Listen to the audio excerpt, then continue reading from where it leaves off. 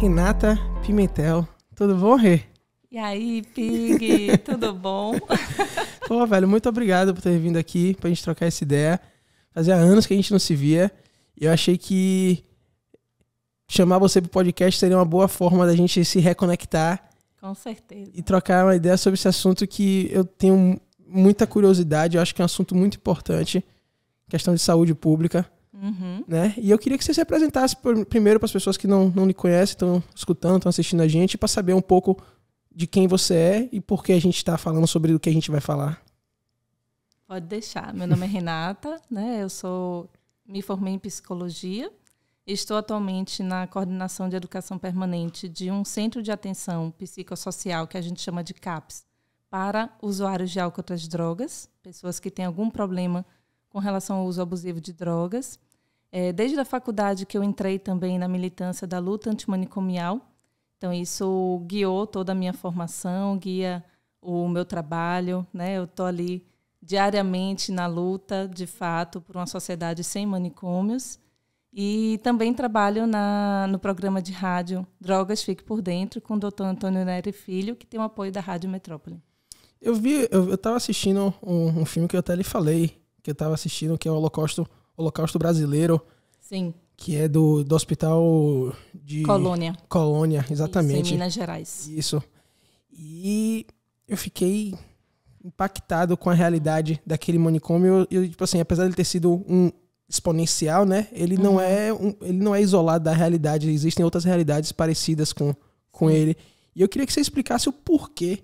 Assistindo o documentário, eu tenho certeza que eu queria que aquele lugar nunca tivesse existido. Mas por que é importante essa luta do movimento antimanicomial? Veja, o movimento da luta antimanicomial, ele nasce com... Desculpa. Ele nasce com os trabalhadores, os usuários dos serviços de saúde mental, com também os familiares que começam a se revoltar com esse modelo manicomial, a se movimentar contra esse modelo, né? Então, existe aí um movimento político contra os manicômios. E essas pessoas, elas começam a denunciar os maus tratos que aconteciam nesses espaços. Então, apesar de ter o nome do hospital psiquiátrico, né, como se fosse um lugar de tratamento, quando a gente fala em hospital, a gente pensa isso, né? É um lugar que vai cuidar das pessoas, é um lugar que vai cuidar da saúde, que vai trazer algum tratamento, algum alívio, né, para as dores que essas pessoas vivenciam. Mas a realidade é oposta a isso. Não é raro a gente chegar no hospital psiquiátrico e a gente encontrar lugares sujos, né? Pessoas sem roupas, pessoas com uma alimentação muito precária, em condição subhumana mesmo. Então, essas denúncias foram sendo feitas. Era um lugar de depósito, ainda é, infelizmente, porque a gente ainda tem esse modelo muito presente na nossa sociedade. Como assim, depósito? Depósito de pessoas. Depósito de pessoas. Eles falaram isso no documentário. Eu queria que você falasse um pouco mais porque depósito de pessoas soa como se fosse um objeto. Sim, exato. Porque essas pessoas, elas não eram tratadas como sujeitos de suas próprias vidas. Elas não tinham opções de escolha, né? Então, essas pessoas que, de certo modo, produziam algum incômodo social, eram levadas para os manicômios. E aí você vai ter a população negra, a população pobre, as mulheres que eram profissionais de sexo, crianças que tinham portadora de alguma deficiência, alguma condição, né, de deficiência física mesmo, e diversos outros, pessoas em situação de rua, usuários de drogas também. Então, essas pessoas que produziam algum incômodo social, elas eram levadas para o manicômio. Por isso que a gente fala que é um lugar de depósito. É o lugar que a gente tira aquilo que a gente não quer na sociedade e coloca lá sem nenhuma condição de saúde, de vida, né? Sem nenhuma condição de possibilidade de existência. Então, não é à toa que muitas pessoas, quando entram, o que a gente chama de carreira psiquiátrica, né? Quando entram no hospital, Goffman fala que há uma deteriorização do eu, né? Então, essas pessoas perdem uma noção de identidade. De quem é Renata? Né? Eu escolhi uma roupa para vir. Eu ainda perguntei, posso usar uma roupa colorida? Com certeza. Então, assim, eu gosto dessa roupa. Eu gosto de comer alguma comida. Né? Eu gosto de ter as minhas escolhas. Isso não é possível dentro de um manicômio. Todo mundo ali é tratado como bicho, né? Que a gente chega ali e coloca a mesma comida para todo mundo, naquela hora que está determinada. é uma roupa só, e aí quando você vai tomar banho, você fica sem roupa mesmo, né? Não tem nenhuma condição de saúde. A gente tem aí um decreto que ocorreu que autorizava o que a gente chama de leito-chão. O que é leito-chão?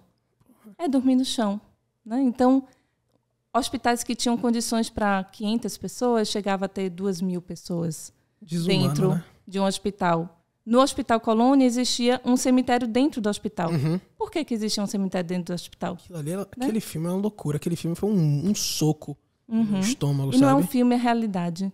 Né? Infelizmente, Sim. É um documentário de algo que a nossa sociedade vivenciou, vivencia ainda, e a gente não conhece.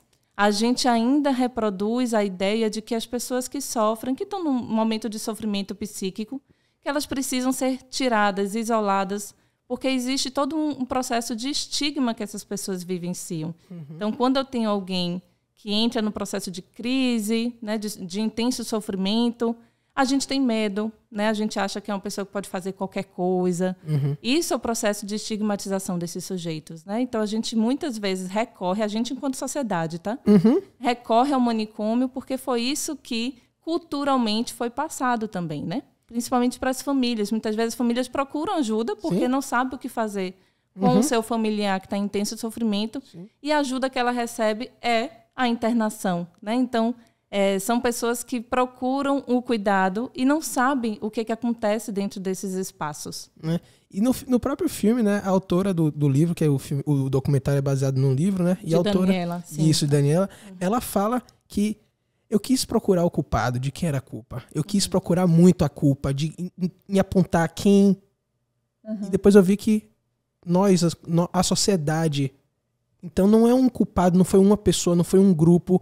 A gente, um grupo exerceu, mas a gente meio que não tô vendo, tapou os olhos. Sim, o que estava acontecendo. A gente reproduz, né, essa lógica manicomial.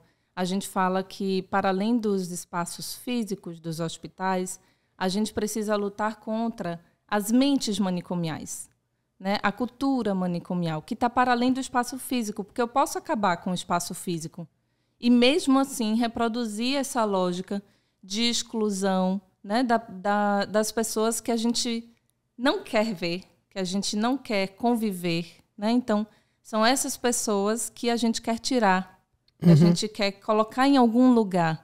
Hoje a gente tem, eu não sei se você conhece, as comunidades terapêuticas. Não, fale sobre elas. As comunidades terapêuticas, tem uma bem famosa ali na BR, que vocês têm, que vocês veem assim, tem uma forma de navio, eu acho. Não, nunca reparei, não. Mas tem várias. Assim, a gente tem um grande investimento, inclusive do nosso governo, com investimento público, né? Governo federal, governo estadual. Isso é a realidade do Brasil hoje, em comunidades terapêuticas para usuários de drogas. São centros de recuperação para dependentes químicos. É um outro nome que é utilizado. Sim. Né?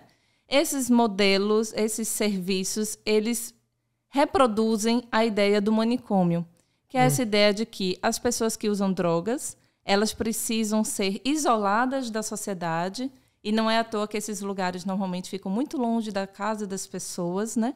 Então a gente tira ela dos seus contextos de vida, coloca elas afastadas como se elas precisassem serem salvas, né? Então a gente precisa salvar essas pessoas, a gente precisa tirar essas pessoas das drogas.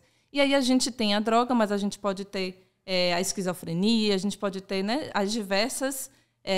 os diversos problemas, que são também muitas vezes problemas sociais, que a gente vai dizer que o problema está no sujeito, né, e a gente vai demonizar isso, e a gente vai dizer que essa pessoa precisa se afastar disso, se afastar da sociedade, porque ela pode colocar a sociedade em risco. De onde surgiu então a gente isso? vai colocar ela afastada para se curar. Que risco? Esse medo que as pessoas têm. Eles precisam ser isolados porque está colocando a nossa sociedade em risco. Esse risco, existiram casos para poder esse risco ser criado? Vocês pegaram assim, pequenos casos e disseram, não, essa é a realidade? De onde veio isso que o doido é agressivo, sabe? Eu sou até mal falar um negócio assim, mas de onde surgiu essa coisa da agressividade? Precisamos isolar porque eles são um perigo à nossa sociedade.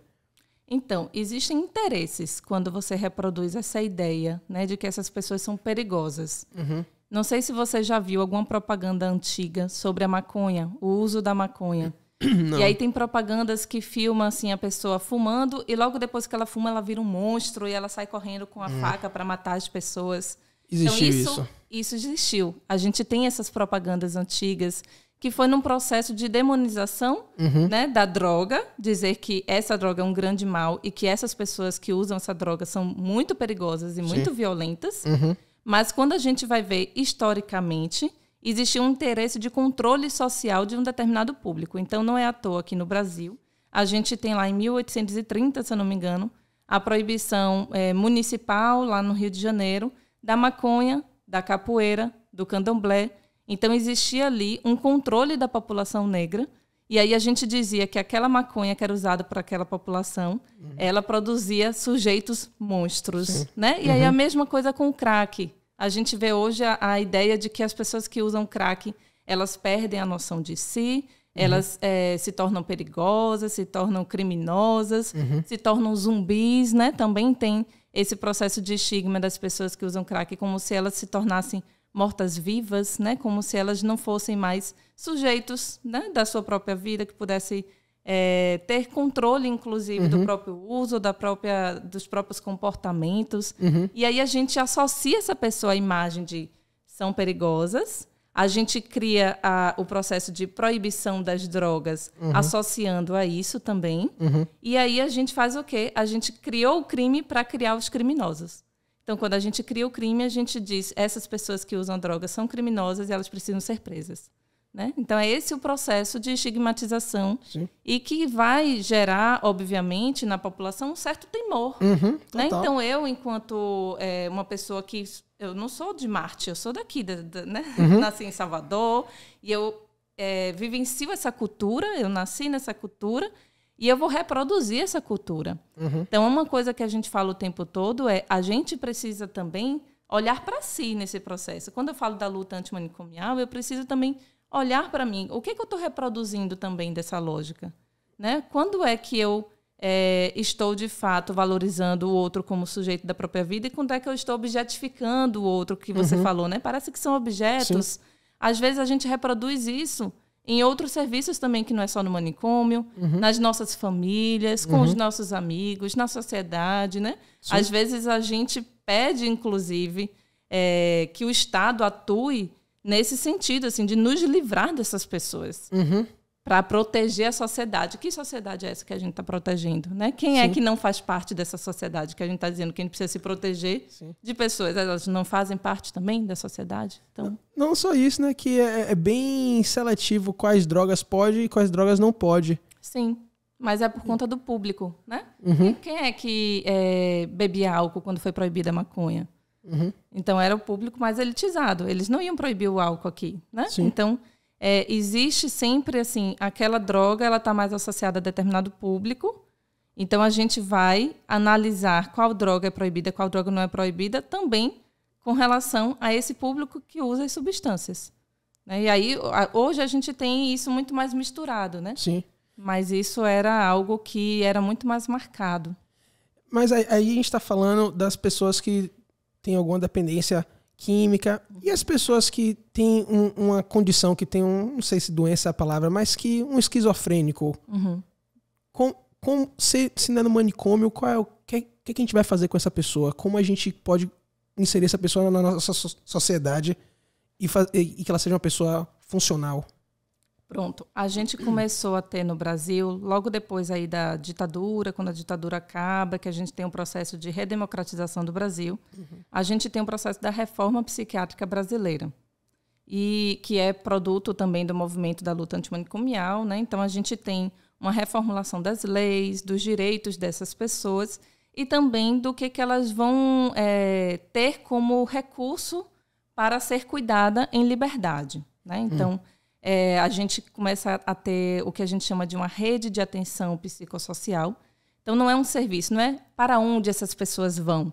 Não é nesse sentido de tira do hospital psiquiátrico e vai para outro lugar. Sim. Elas vão para a sociedade. E aí muitos usuários e usuárias que eu conheço é usuária do sistema, tá? Do SUS, dos serviços, não é usuário de drogas. A gente chama usuário quem usa os serviços. Certo. Então, muitas que eu conheço falam o lugar de louco é qualquer lugar. Né? Lugar de louco é qualquer lugar. Como qualquer um, porque são cidadãos também. Então, é nesse sentido de resgatar a cidadania dessas pessoas, delas poderem viver as suas próprias vidas, ter a sua própria casa, ir e vir, né? Ter o direito de ter lazer também. Mas também tem uma série de serviços que compõem essa rede que essa pessoa vai poder acessar a depender da demanda que ela tenha.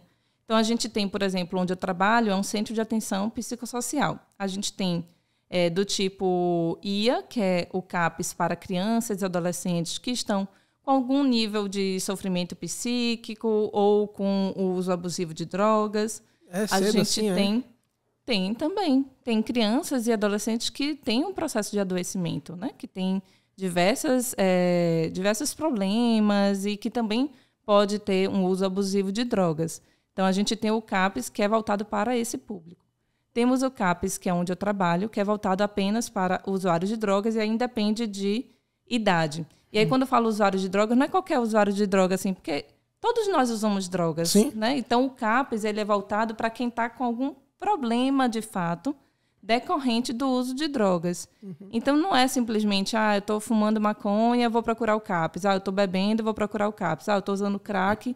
Não, eu estou tendo um uso muito abusivo, de tal modo que eu estou deixando de fazer minhas coisas, né? Que eu estou deixando de ter minha vida social, de poder encontrar as pessoas. Você começa a perceber alguns sintomas nesse sentido de que, poxa, esse uso já está atrapalhando a minha vida. Eu já estou faltando o meu trabalho porque eu acordo de ressaca, né? Porque eu estou bebendo todos os dias. Às vezes eu acordo já bebendo, então eu não consigo ir para o trabalho porque eu estou nesse processo de uso abusivo do álcool. Então, é quando a gente começa a perceber que aquele uso não está legal. E aí, quando a gente fala isso, não é só entender que o uso da droga é o problema. A gente não olha para a droga como sendo o problema. A gente olha para o quê? Existe uma pessoa que está usando aquela substância. Eu não vou desconsiderar os efeitos que a substância pode ter, né? Então, nós que somos um serviço de saúde, a gente precisa compreender os diferentes efeitos de cada substância, os riscos, né? Isso vai ser considerado. Mas a gente vai olhar muito mais para quem é essa pessoa que está usando tanto. Qual é a sua história? O que está acontecendo na vida dela?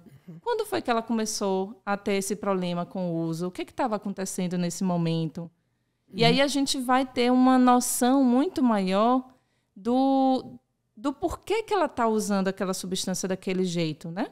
Tem um sujeito que está usando e que vai ali encontrar naquele recurso uma forma de lidar com algo que não está legal. Uma e fuga, né? Pode ser uma fuga, mas pode ser também uma possibilidade de prazer, né? Sim. Pode ser o que Antônio Neri fala muito, assim. Às vezes, a droga é a única coisa que a pessoa tem que vincula ela à vida. Se a gente tira a droga, não sobra mais nada. Por quê? Porque essa pessoa está desempregada, porque essa pessoa está em situação de rua, porque essa pessoa já passou por muita violência. Então, não dá para a gente apenas pensar em salvar a vida dessa pessoa da droga, entende? A gente precisa olhar para tudo isso.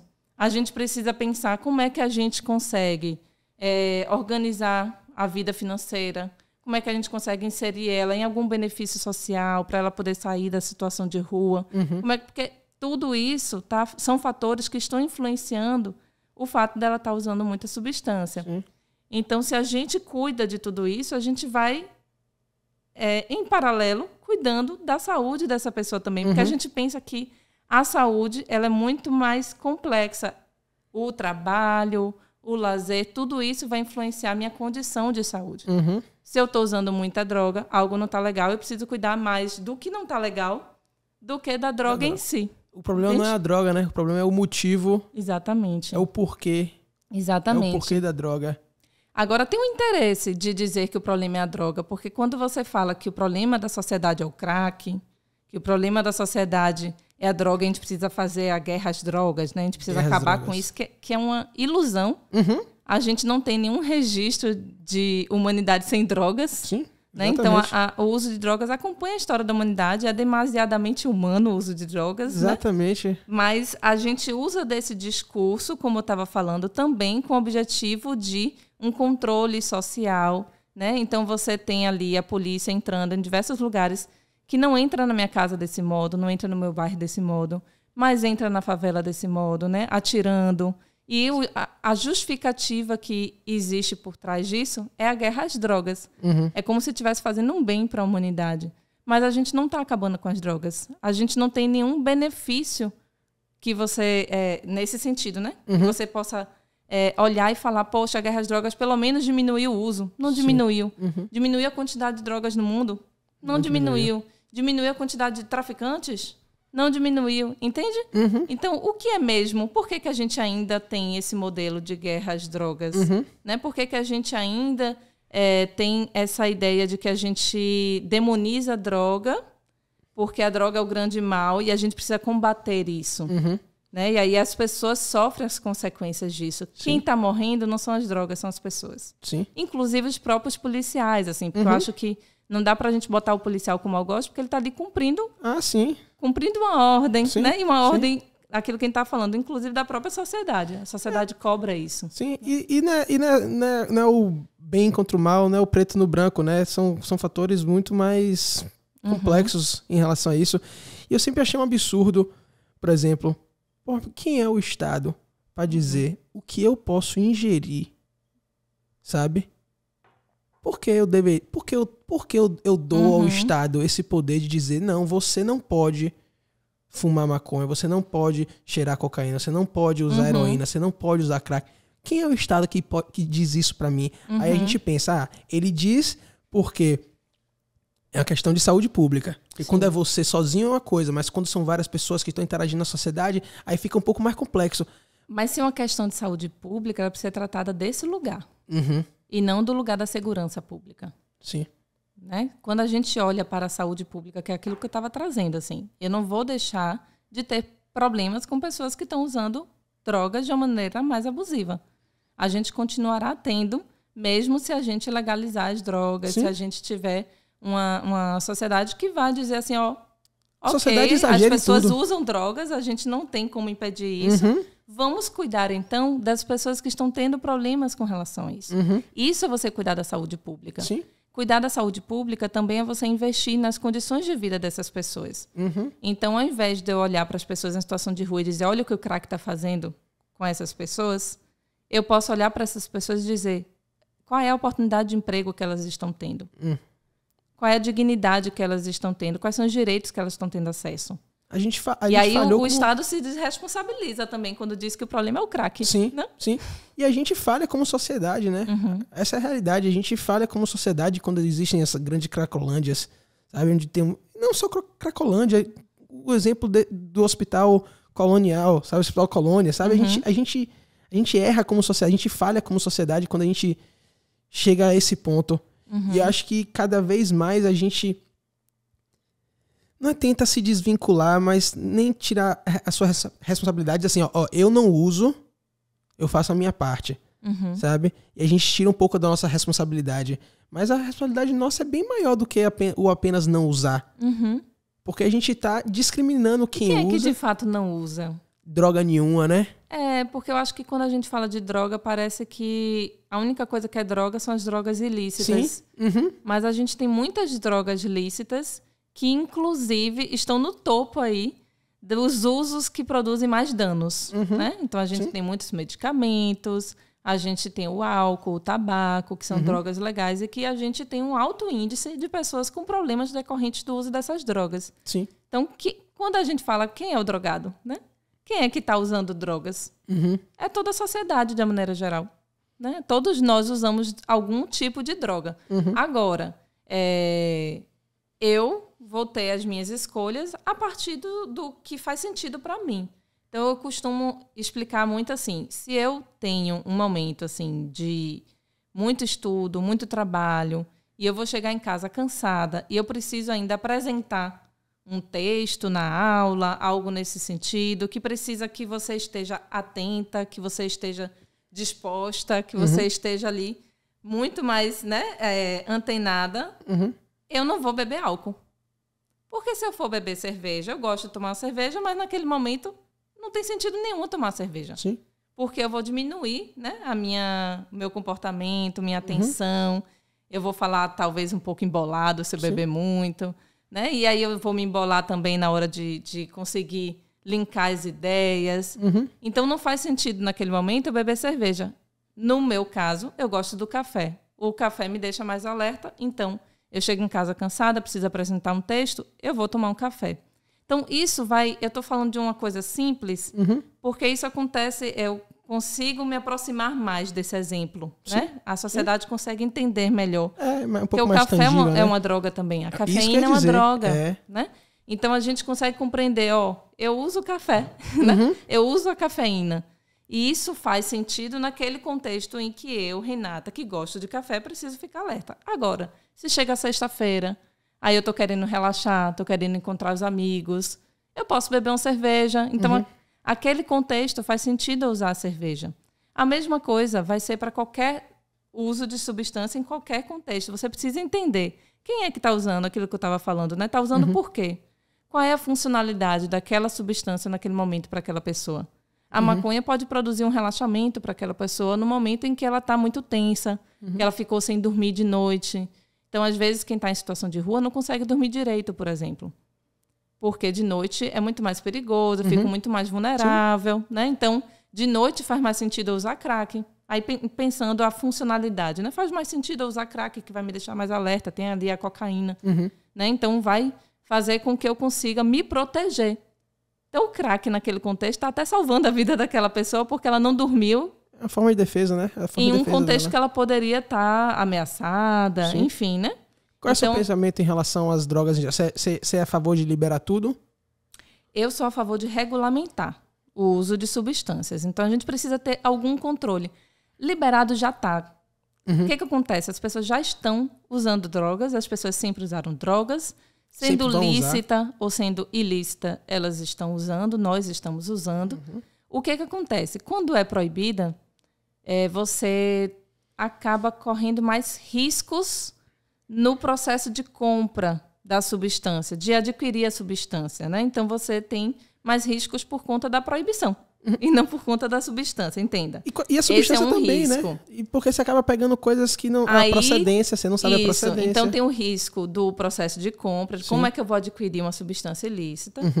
Tem o processo também da produção daquela substância. Então eu não sei o que tem ali dentro. Exatamente. Eu não tenho nenhum controle do que tem ali dentro. Né? Então às vezes tem uma substância que está ali misturada e que pode produzir mais danos ainda no meu corpo. Então a gente não tem um controle disso como a gente tem nas bebidas, né, como a gente tem no tabaco. Sim. Então, a gente tem um ótimo exemplo, que é a política de controle do tabagismo no Brasil, que diminuiu, inclusive, a quantidade de usuários com o uso mais abusivo do tabaco. Né? Então, a gente tem um efeito positivo dessa política, que foi você ter um controle maior. Então, se o tabaco, eu estou fumando, você está aqui do meu lado, a fumaça vai atingir outra pessoa, eu posso ter um controle disso. Olha, em ambientes fechados, né? Ambientes públicos, que a pessoa do seu lado não pode escolher. Sim. Né? Ela está ali sentada e de repente vem, ela cheirou sem nem poder escolher, nem ela que está fumando. Sim. Então, existe um controle disso. Existe uma regulamentação, que é isso que a gente fala. Ao mesmo tempo, no caso do tabaco, a gente teve um controle também da propaganda.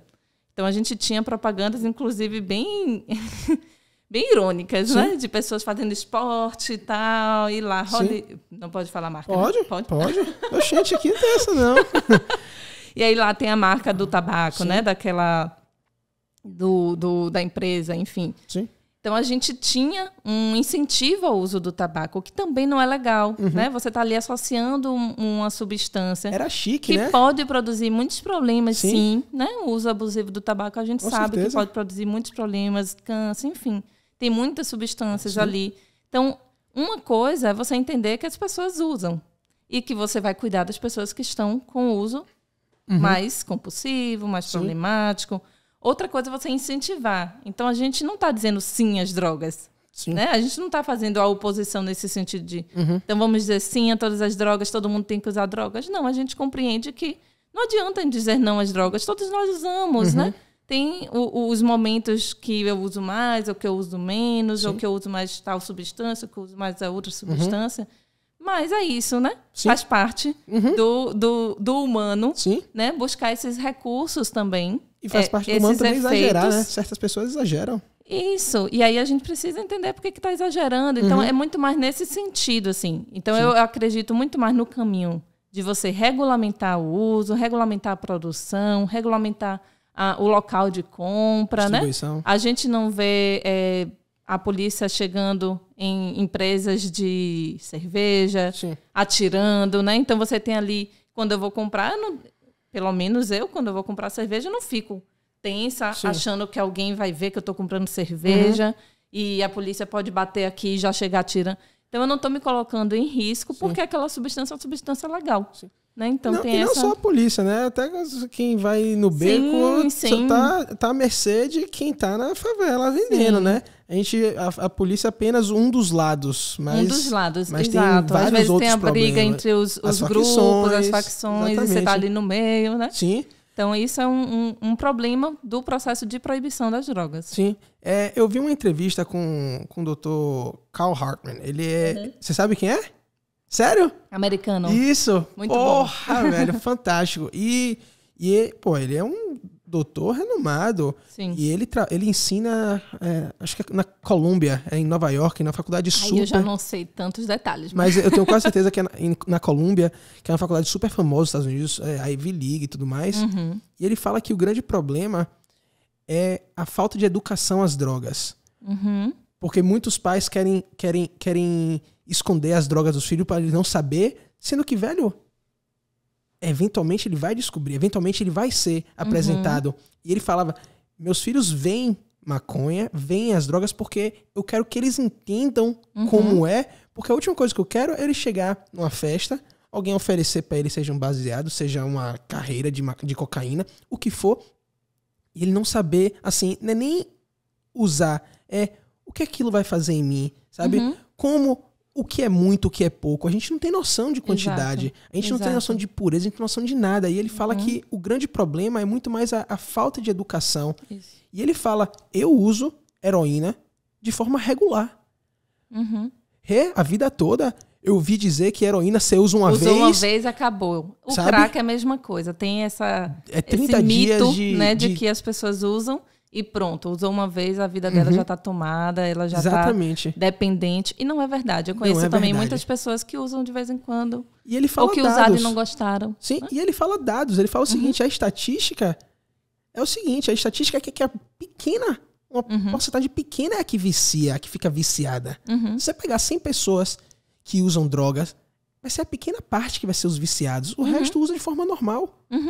Mas assim como tudo... A gente fala de epidemia do crack, é menos de 0,1%, menos de 1% de quantidade de pessoas que usam. Que usam crack.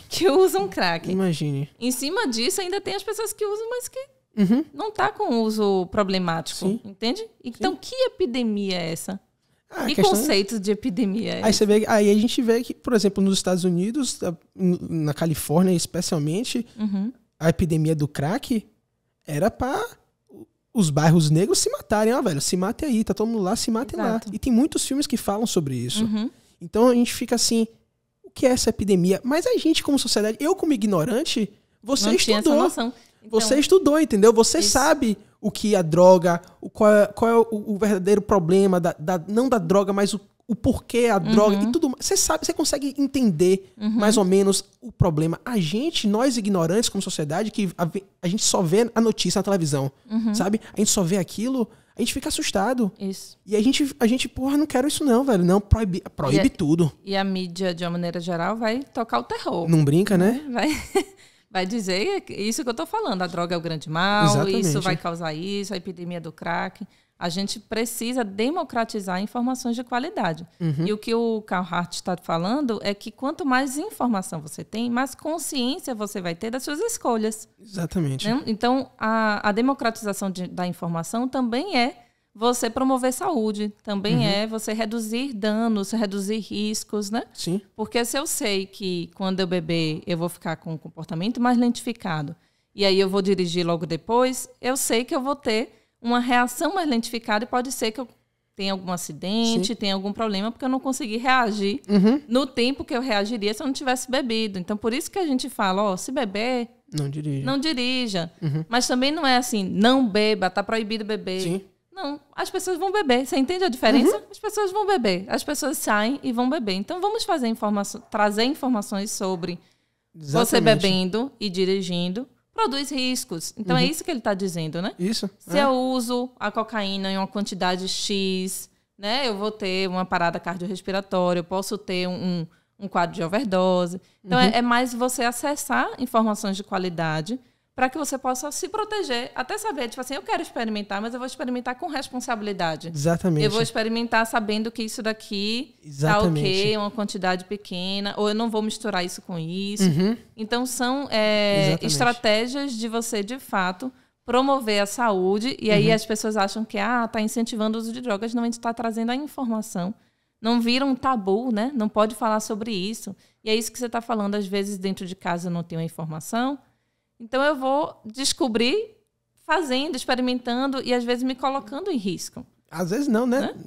Muitas Na nossa vezes. realidade, Exatamente. o tempo todo. E seja o risco de comprar, como também a substância que você está ingerindo. O que você está colocando dentro de você. Exatamente. Então, eu vejo assim, por que você acha que existe esse tabu ainda? Porque, todo mundo usa droga de alguma forma. A gente não vive mais numa era onde a gente não tinha essa informação. A informação está aí.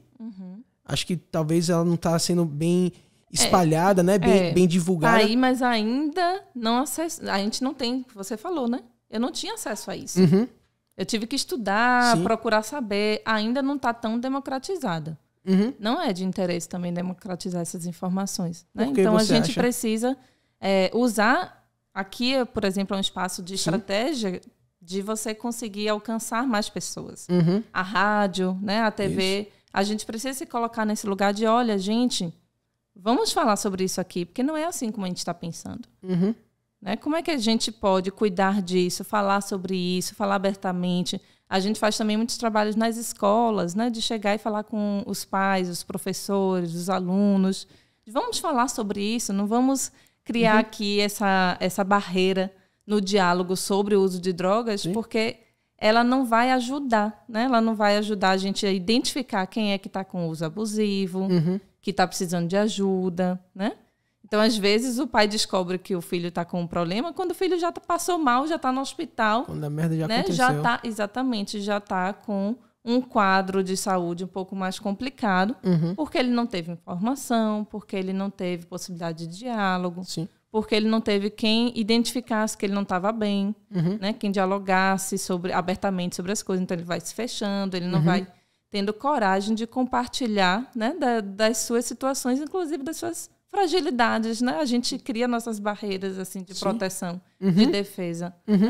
Você, como psicóloga, você consegue analisar o porquê desse medo da sociedade toda em conversar sobre esses assuntos? Você acha que é medo de se expor e dizer, porra, já aconteceu comigo, e é esse medo que a pessoa tem de conversar sobre? O que você acha?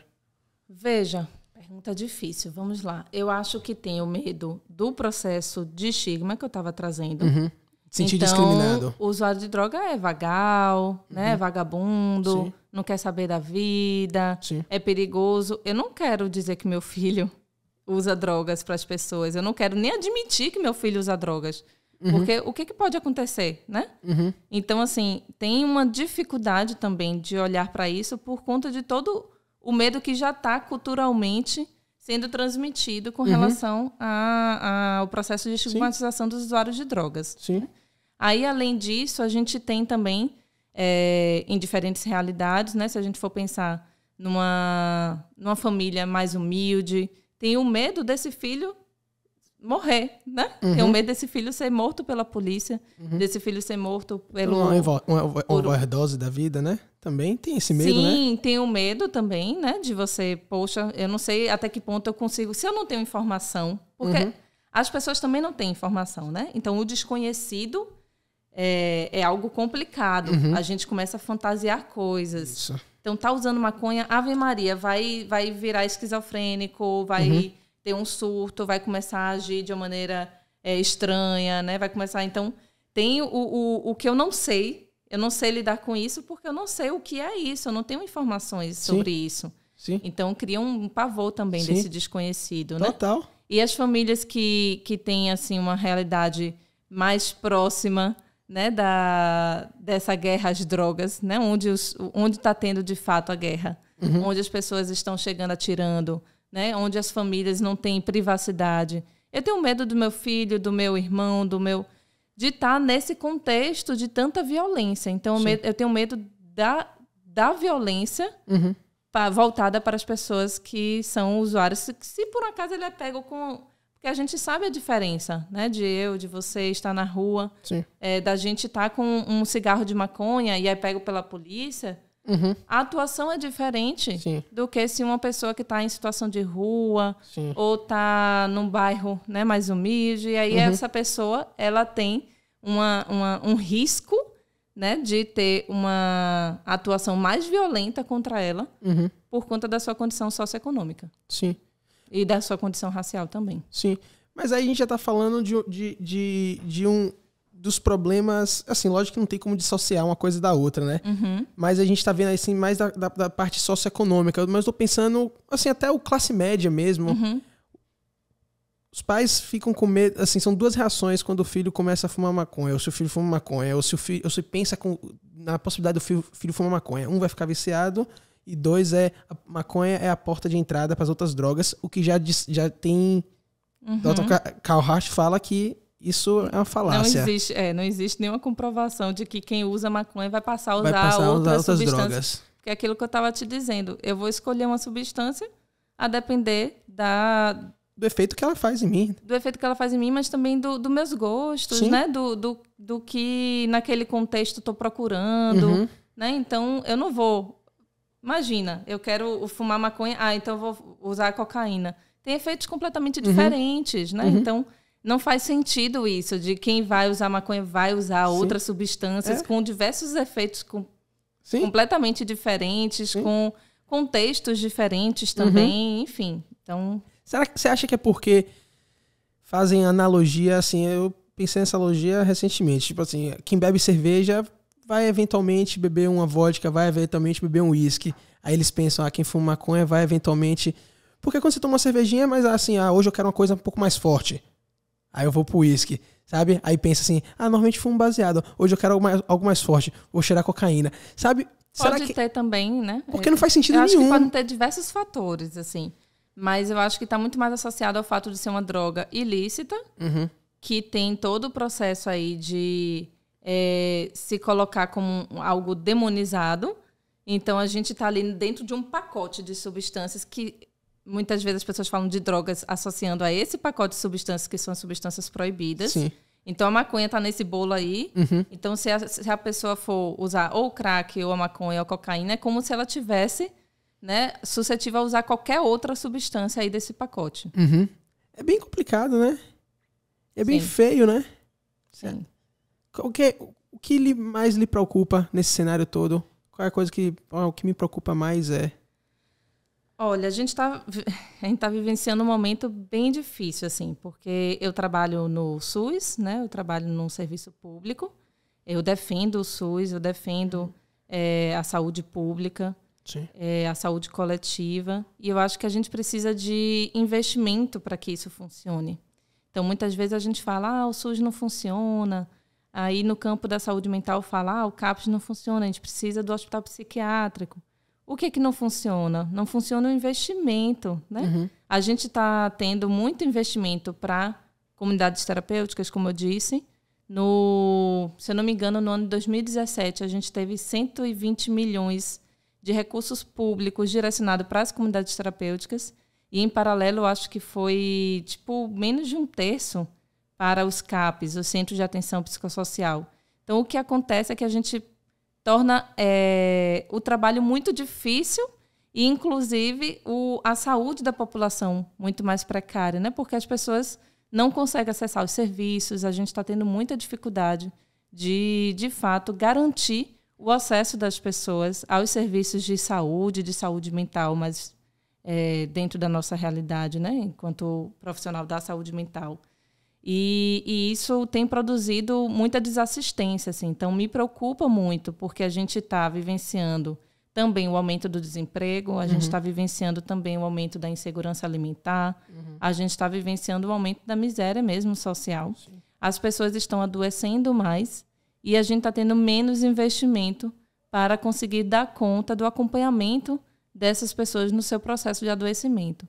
Então, eu tenho me preocupado muito com isso hoje em dia, assim, eu acho que o efeito disso ainda vai demorar muitos anos, sabe? Mesmo que a gente comece a ter um investimento maior agora, já temos aí muitos danos causados, né? Você acha que, assim, aos poucos estão sendo liberados os usos, por exemplo, da maconha medicinal, né? Você vê isso, assim, positivo, lógico que é, mas você vê como uma luz no fim de um túnel? Você acha que finalmente estão, aos poucos, é o primeiro passo, né? Quase um engatear. Estão começando a ver que existem outros benefícios. Sim. O Brasil, inclusive, está bem atrasado nesse sentido, assim. A gente já tem muitas pesquisas sobre o uso da maconha, uso terapêutico da maconha. Inclusive, recentemente, não tem tanto tempo, tem poucos anos, que se descobriu que nosso corpo tem um sistema canabidiol. Então, a gente produz canabidiol, né, natural no corpo. Sabia não.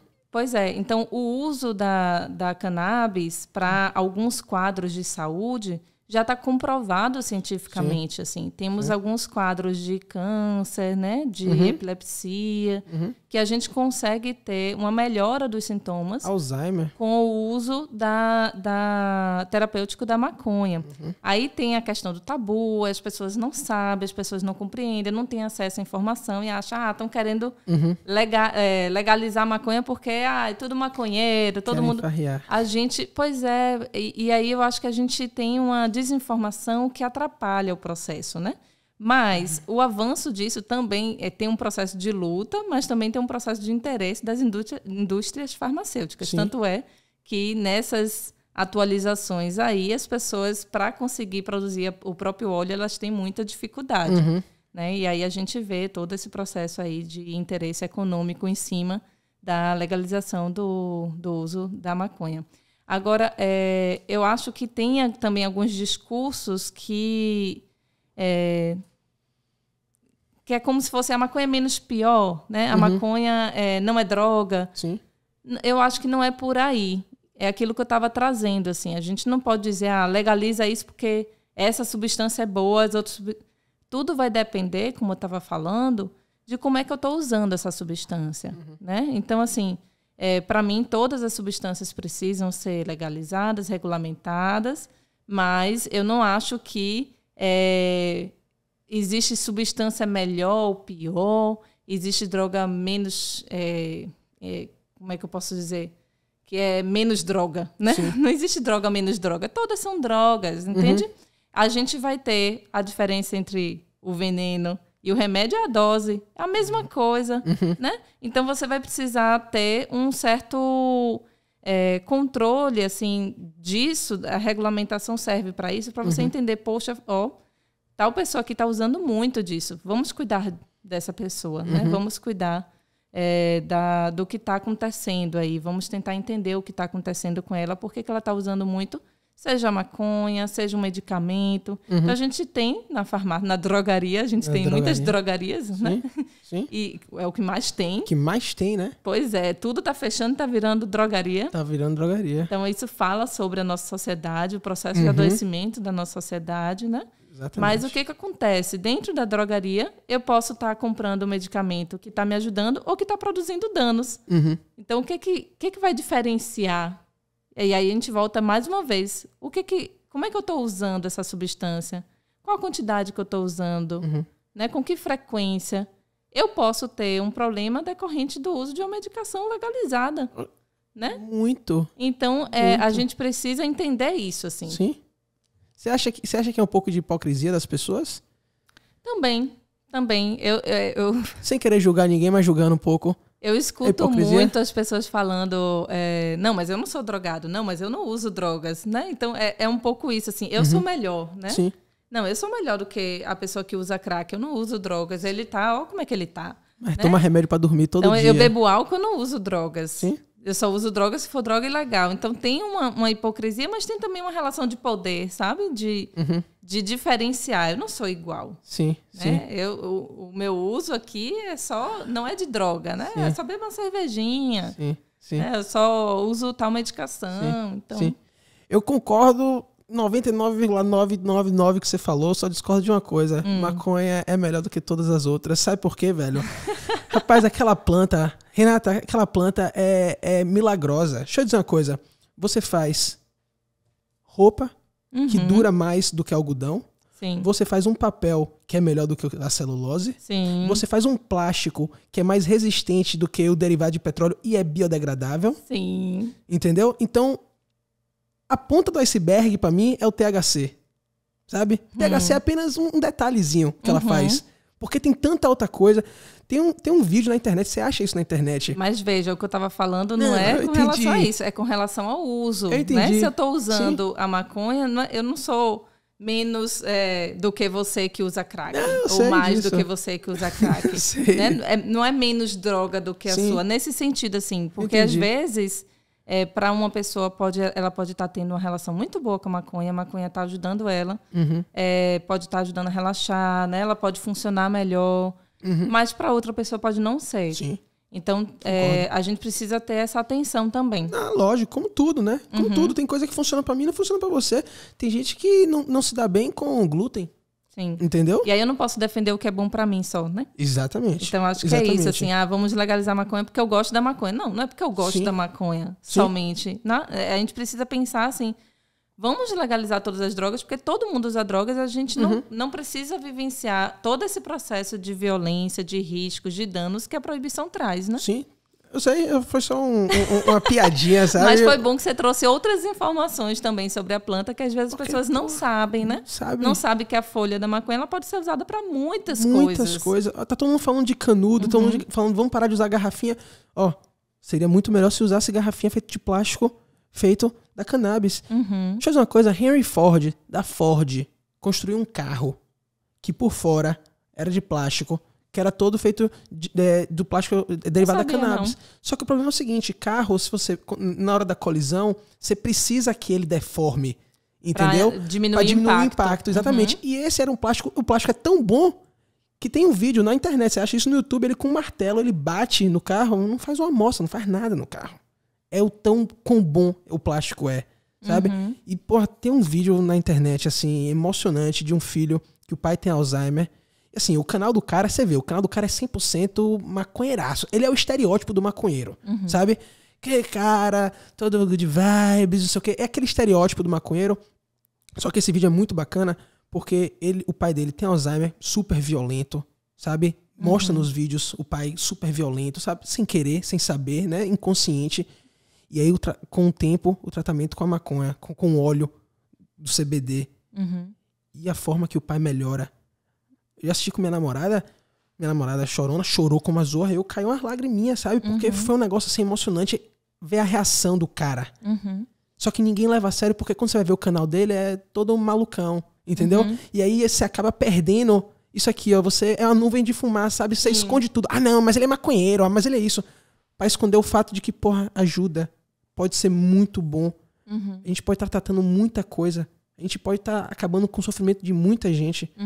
Esse vídeo do Alzheimer me tocou porque eu vi uma cena que eu nunca esqueci. Eu tava nesses day hospitals daqui de Salvador, tava fazendo um exame. E aí, quando eu tava saindo, eu ouço uma senhora gritando, não, me largue, me largue, me largue, me largue. Era a filha tentando colocar a mãe dentro do táxi, só que ela não sabia que era a filha dela, sabe? E foi assim, a filha tava, sabe, com o coração partido, sabe? Você via assim... E aí, cada vez mais, tem estudos que mostram que o CBD ajuda na Alzheimer. Sim. E, porra, eu não vou acabar com o sofrimento desse. Imagine você poder tirar, você diminuir, não tirar, diminuir um pouco o sofrimento da pessoa. Sim. Mas não tá deixando não porque é maconha.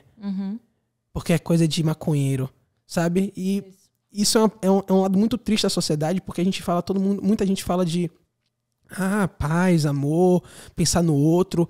mas só pensa no outro quando é um pouco conveniente. Não pensa no outro quando é o... Peraí, você fuma maconha, sabe? E já cria estereótipos, já cria... Já rotula a pessoa baseado em um nada. Baseado em uma besteira. Porque você usa remédio pra dormir. Porque você usa remédio pra controlar sua... Sei lá... Sua... Como é que se diz? Ansiedade. A gente usa remédio pra muita coisa. Sim. E pra outras a gente acaba julgando o outro, sabe?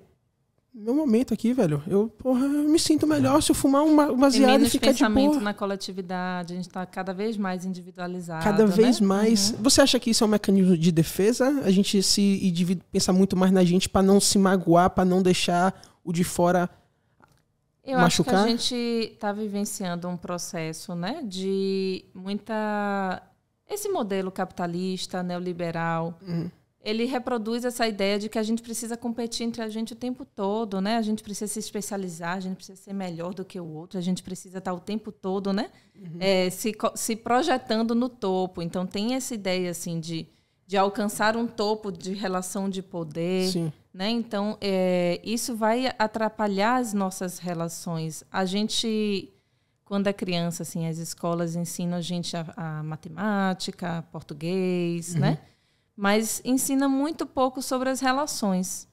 Sobre como é que a gente pode estar pensando mais em termos coletivos, sobre como é que a gente pode estar lidando com as nossas emoções, falar sobre as nossas emoções, né? Então, a gente está muito preocupado, assim, em... aprender a fazer cálculos e responder bem as provas e passar no vestibular. E às vezes a gente não consegue tratar bem as pessoas que estão do nosso lado, né? Então, assim, a gente está vivenciando esse movimento da humanidade, que é um movimento muito adoecedor.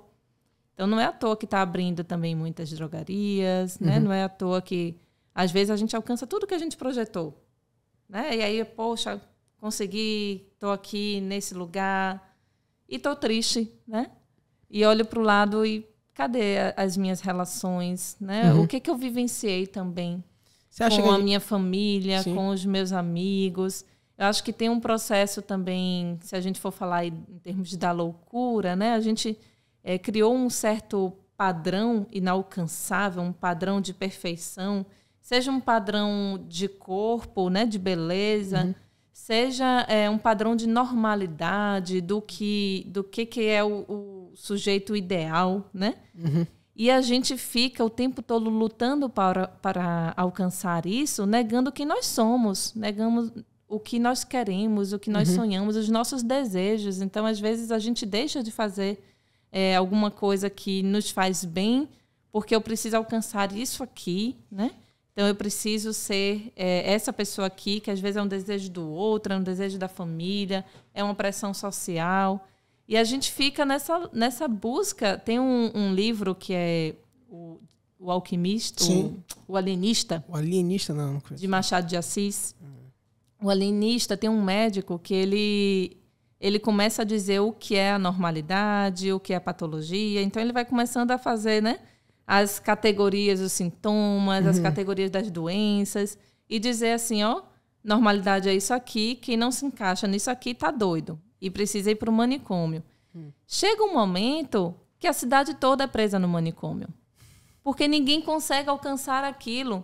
E é isso que acontece, assim. Se você for ler, tem o manual de doenças, né, que tem o DSM, tem o CID. Se você for ler cada doença e for ler sintomas, eu me enquadro em vários.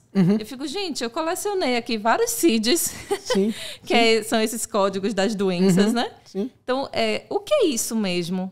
Esse processo de patologização, às vezes patologização de sentimentos, sabe? De emoções, de momentos.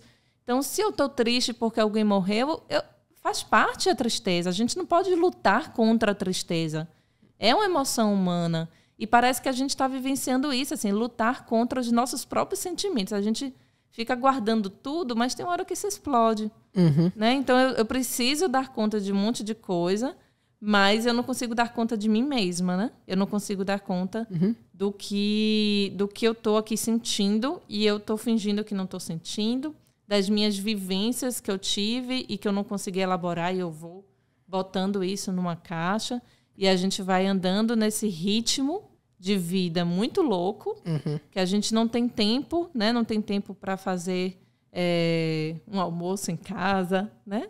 A gente não tem tempo para conviver com os nossos. Estou falando por mim mesmo, assim, eu trabalho 40 horas, faço um mestrado, trabalho final de semana, e às vezes eu fico, gente, é uma sensação de cansaço o tempo todo, né? De pendência o tempo todo, assim, eu sempre estou devendo alguma coisa que eu não consegui dar conta. Sim.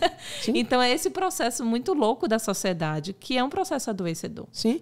Você acha que isso é projeção, não só projeção, mas é uns personagens que a gente cria para... Porque você está falando assim, a gente esconde nossos sentimentos, a gente age de certas formas, a gente age porque a gente quer a aprovação do outro. Você pensa assim? Sim, o outro é muito importante para o ser humano. Não existe isso de... eu não ligo para o que os outros dizem, né? Não estou nem aí para o que os outros dizem, o que os outros pensam de mim. Só o fato de eu estar dizendo isso, né, para a sociedade, eu estou me preocupando em me posicionar diante do outro para dizer que eu não ligo. Sim.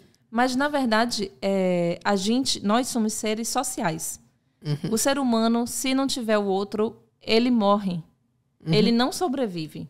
Né? Então, a gente, desde pequenininho, a gente precisa que o outro nos ensine, que o outro nos cuide, que o outro dê palavras, né? Eu aprendi que isso é copo não sozinha. Eu aprendi com outras pessoas que me disseram, isso daqui é copo, serve para você beber água.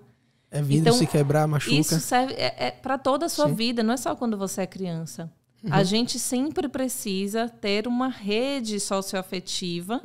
Quanto maior essa rede, a gente fala que mais autonomia a gente tem. Quanto maior a rede, mais autonomia? Por quê? Mais autonomia.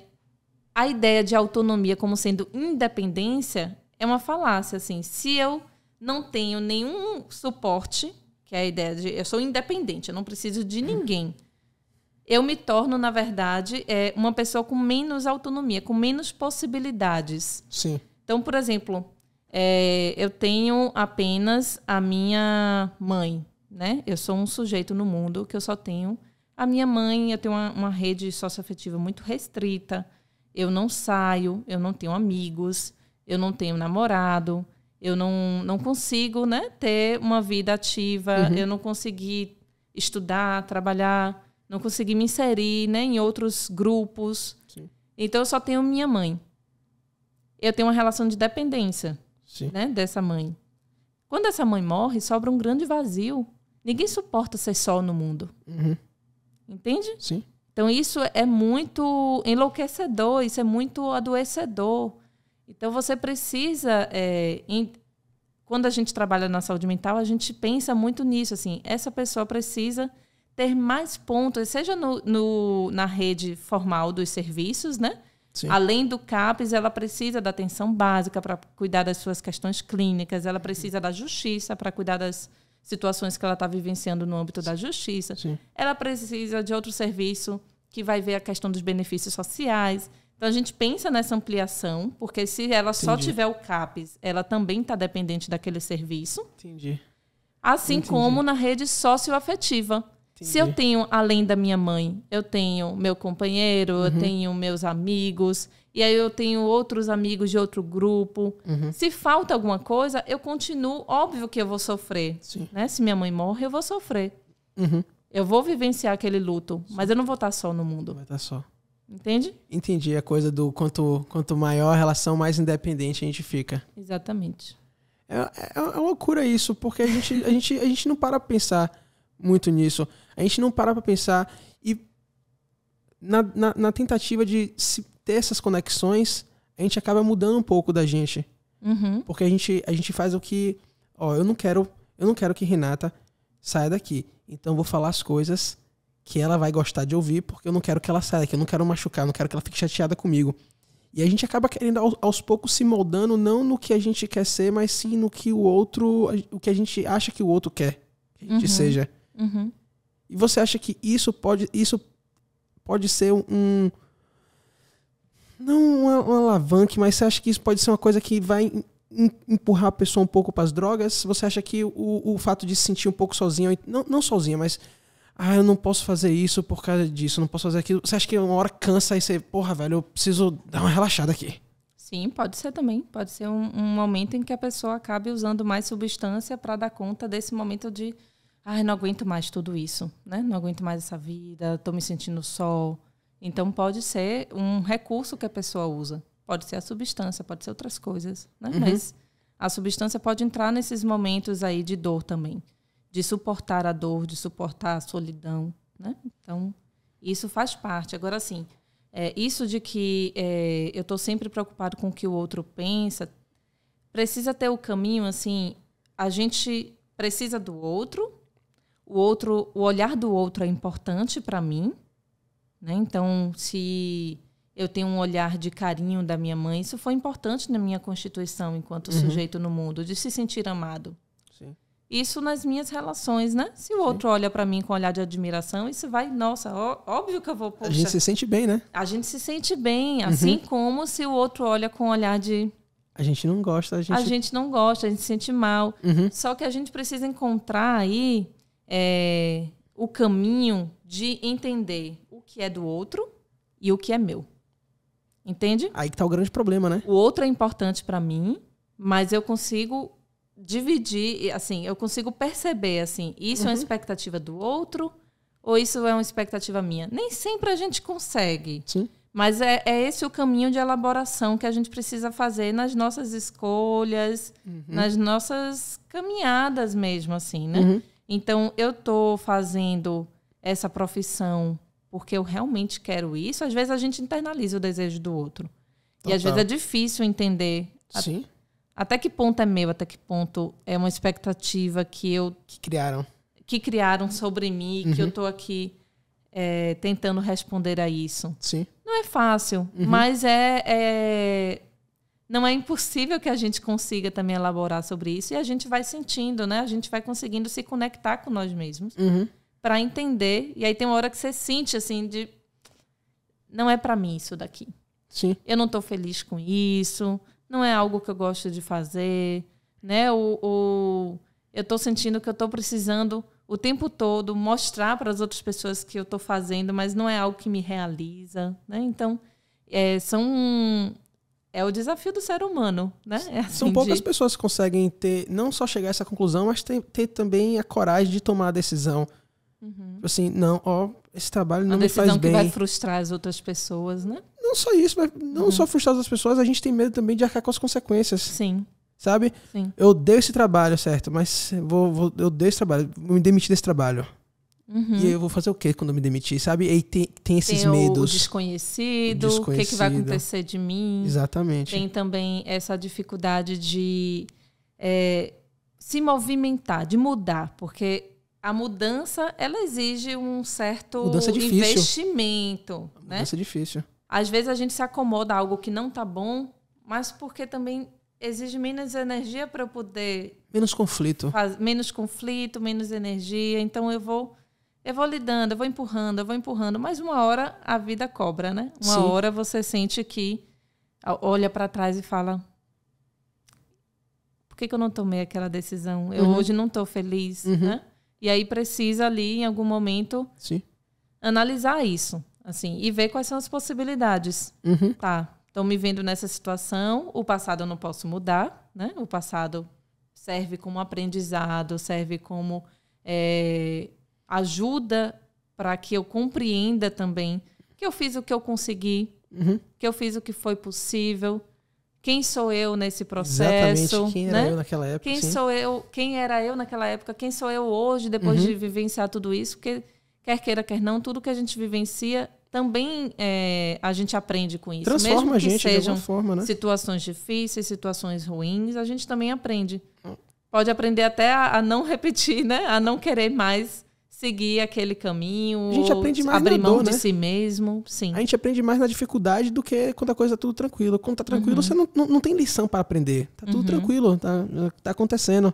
Sabe? Você aprende quando dói, quando machuca, quando tem o conflito mesmo. Sim. Sabe? E eu fico pensando muito na nossa sociedade, que eu acho que anda muito... Acho que nossa sociedade tá uma sociedade muito frágil.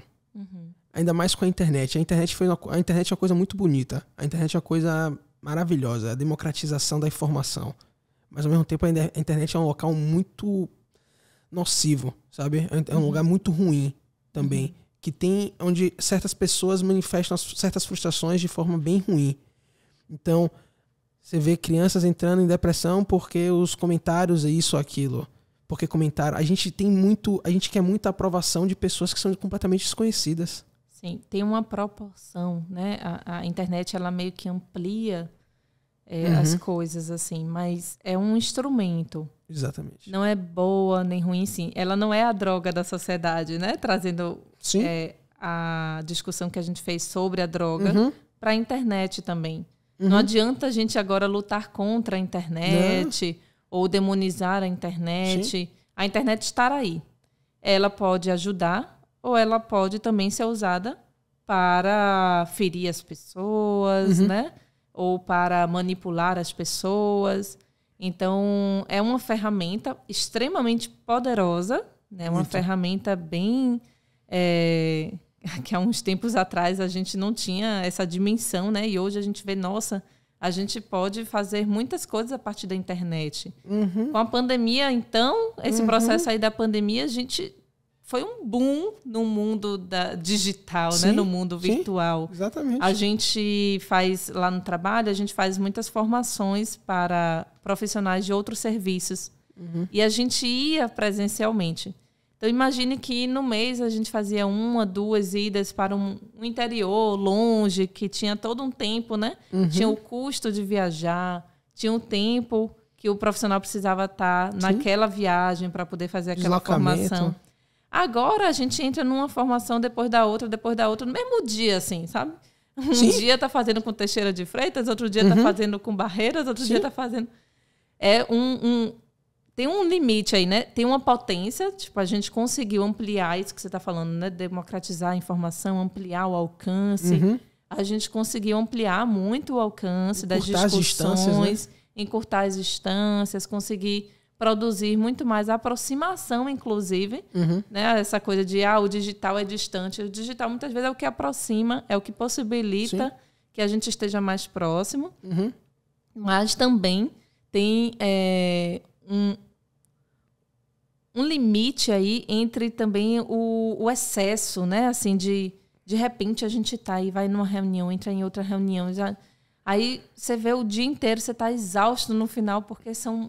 A demanda que você tinha durante um determinado período, você está conseguindo dar conta em um curto período.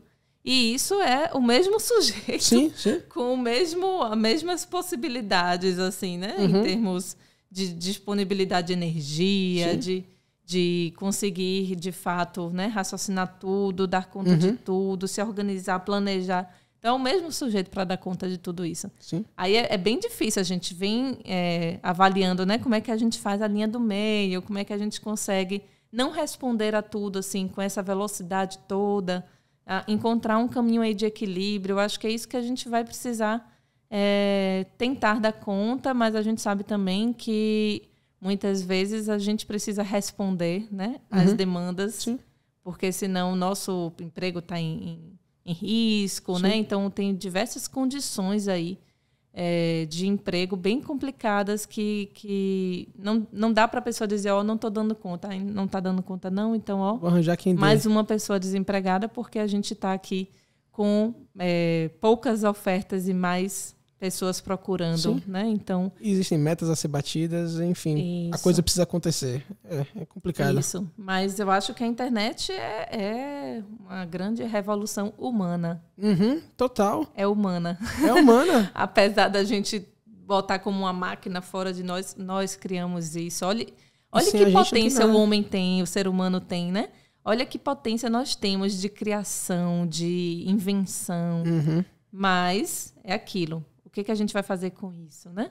A gente vai inventar a bomba atômica ou a gente vai inventar a cura para AIDS, né? Então, assim, pegando 2 estereótipos, assim, mas para a gente pensar que tudo é humano, tudo é produzido por nós, mas nem sempre é bom, nem sempre é ruim. A gente precisa encontrar o caminho da potência, assim, o que nos nos torna melhores enquanto sociedade, né? O que é que nos torna melhores enquanto humanidade, pensando mais naquilo que a gente estava trazendo assim, de uma maneira mais coletiva, né? Ah, isso é bom para mim, tá? Mas vamos tentar pensar assim, para além do que é bom para mim, o que é bom para todos, o né? que é bom para todos, qual o caminho que a gente consegue encontrar aí que a gente tenha possibilidades de diversas existências terem cabimento nessa sociedade, seja a existência de alguém com um transtorno mental, seja a existência de alguém que está com uso abusivo de substância, que todas essas existências sejam possíveis, que a gente não fique querendo, né,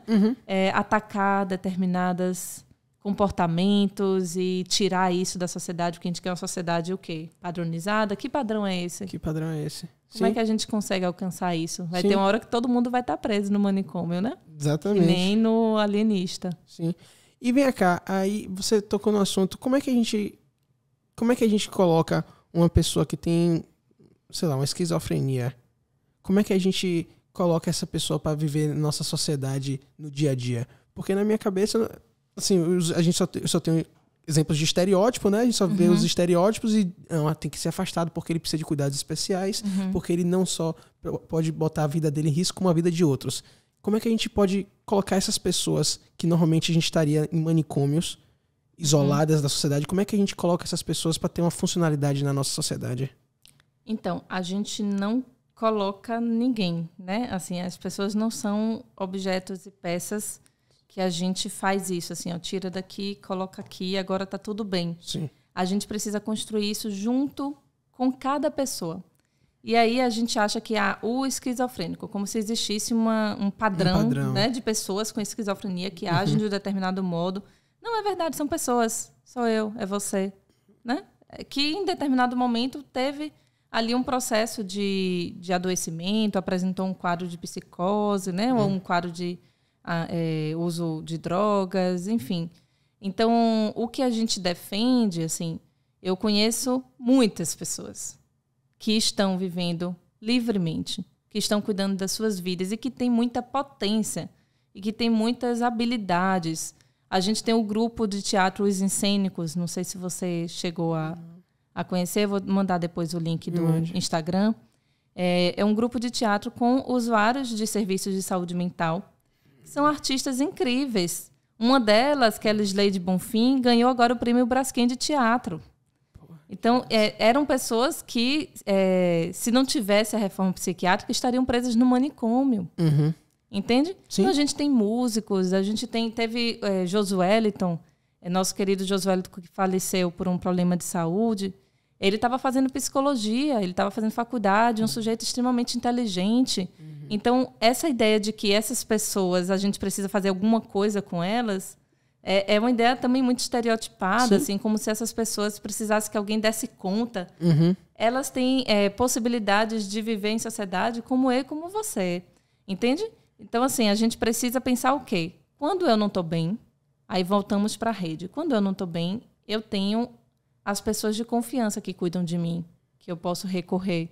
Eu tenho minha psicóloga que eu vou, né? Eu tenho. Então é a mesma coisa. As pessoas que estavam presas no manicômio, e algumas ainda estão, elas precisam ter essa rede. Então, elas mesmas vão identificando, quando elas vão entendendo assim, ó, estou percebendo que eu não estou ficando bem, né? Que elas têm essa capacidade?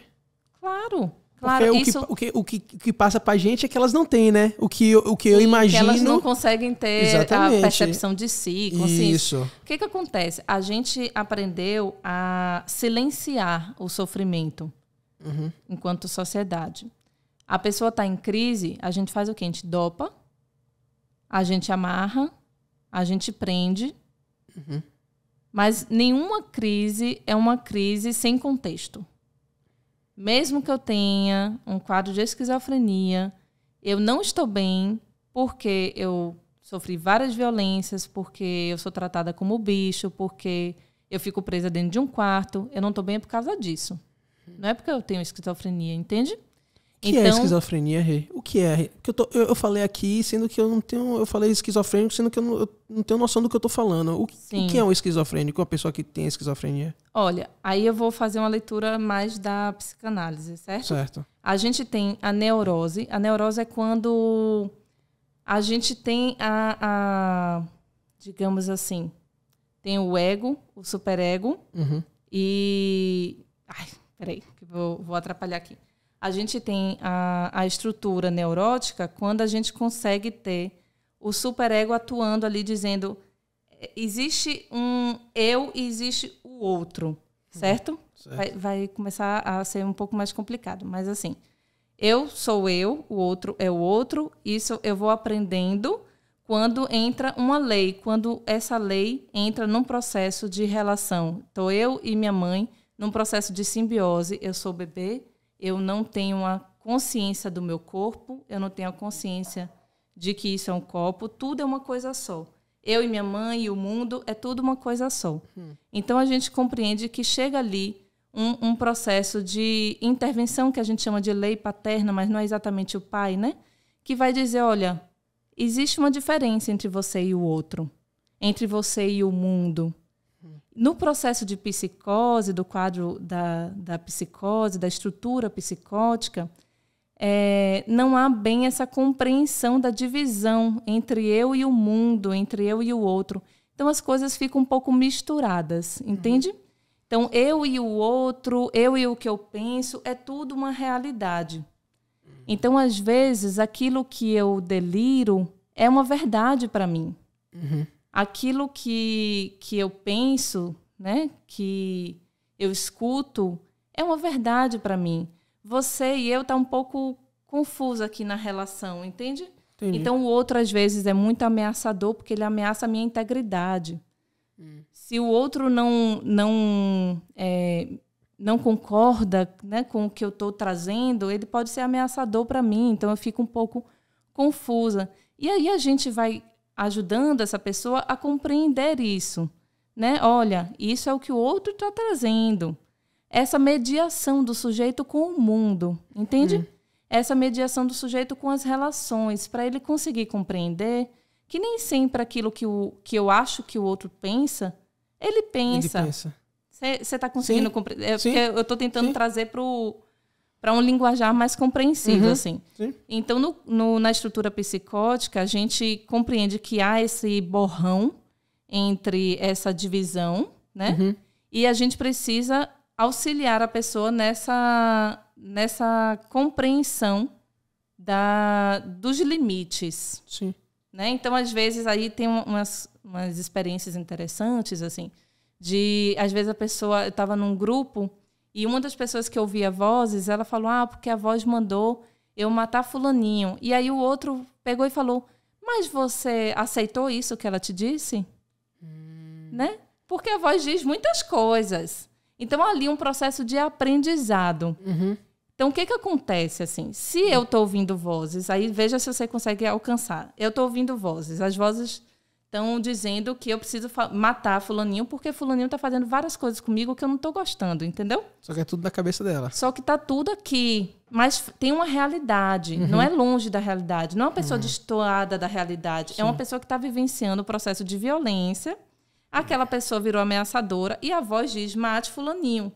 Por quê? Porque ela tem ali um incômodo, né? Com um processo de violência que ela está vivendo. Então, se eu vou atuar nisso apenas medicando essa pessoa, aí a pessoa chega, eu estou ouvindo vozes.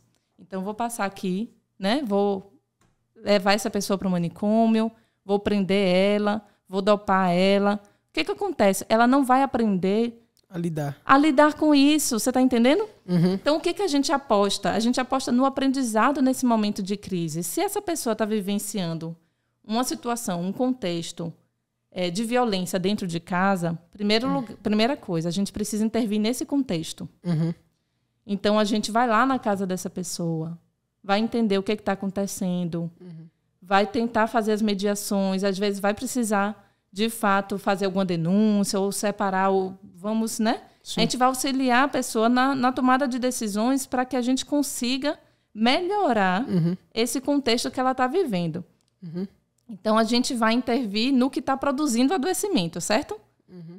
Eu não estou localizando no sujeito o problema. Sim. Eu estou compreendendo que ele está adoecido por conta de algumas situações, certo? E aí a gente vai no contexto real de vida dessa pessoa trabalhar isso com ela, o entorno social, a família. Sim. É um cuidado mais ampliado. Sim. Então tem isso. Além disso, essa pessoa vai começar a aprender a entender algumas coisas, a aprender, inclusive, a identificar, poxa, estou começando a ouvir de novo, eu não estou bem, eu vou procurar minha psicóloga. Eles têm eles conseguem ter essa noção? Tem essa possibilidade quando se aposta no aprendizado, quando não se aposta no silenciamento dos sintomas. Então, às vezes, a gente fica muito incomodado porque a pessoa está delirando, porque a pessoa está ouvindo vozes. E aí tem um incômodo, às vezes, do próprio profissional, né? E a gente quer resolver aquilo. Mas a gente entende, aí eu estou falando de uma perspectiva. Sim. Vão ter várias perspectivas, várias pessoas vão te responder de maneiras diferentes, certo?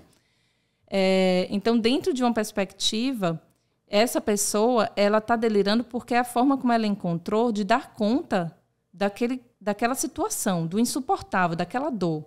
Então, o delírio é uma possibilidade de lidar com isso também.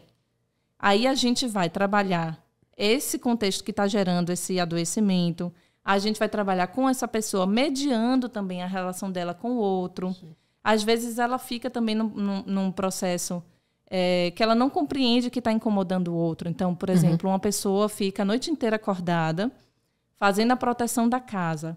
E aí eu estou falando de situações, né? Sim. E aí ela fica falando alto, fazendo a proteção da casa. O vizinho precisa acordar no dia seguinte, 7 horas da manhã. Então, o vizinho fica muito chateado. Sim.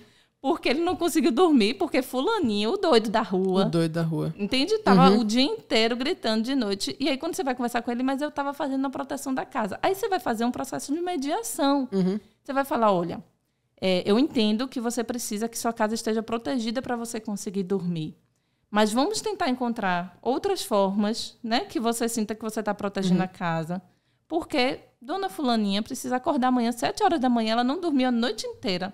Ela está chateada por causa disso.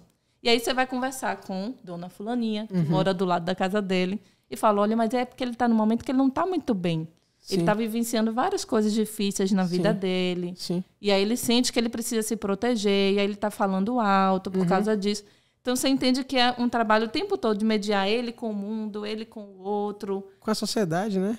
Isso, e aí tem horas que é lindo de você ver, assim, quando a pessoa consegue ter muita consciência, aquilo que a gente estava falando, né? Muita consciência disso, assim, de consegue falar, poxa, é mesmo, por que eu fico ouvindo, dando vez para a voz que está me dizendo isso?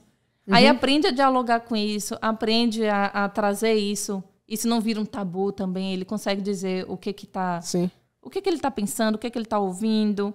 E aí ele consegue que o outro diga algo para ele sobre isso, e ele reflete sobre isso. Entende o que eu estou falando? Então você vai ali, trabalhando aquilo que eu estava falando do processo de estruturação da psique humana, que teve aquela dificuldade ali de entender essa divisão.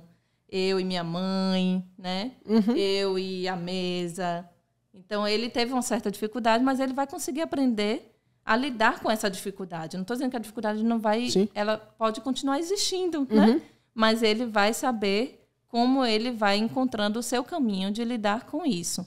E aí a gente vai construindo assim, possibilidades riquíssimas, né? E a gente vai conseguindo ter uma pessoa que consegue ter lugar no mundo, ter lugar social, sabe? Então, ela consegue, por exemplo, ser atriz, ela consegue ser musicista, né? Musicista. Ela consegue ser o que ela tem de potência e de habilidade, porque ela está conseguindo ali ter um espaço para cuidar da sua dor e para ser ela mesma. Então, ela consegue ir alcançando em liberdade, né?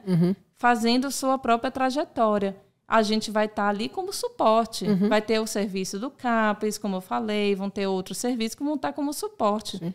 Mas essas pessoas, todas as pessoas que estão no processo de algum adoecimento psicossocial, né? Elas vão ter a sua própria vida. Assim, elas não precisam, não é aquela coisa de tipo, o que a gente faz com essas pessoas? Elas fazem sobre elas, né? Elas dão a direção. Se eu proponho um tratamento que eu determino para o sujeito o que ele tem que fazer, o que ele tem que ser, o que ele tem que responder, o que ele...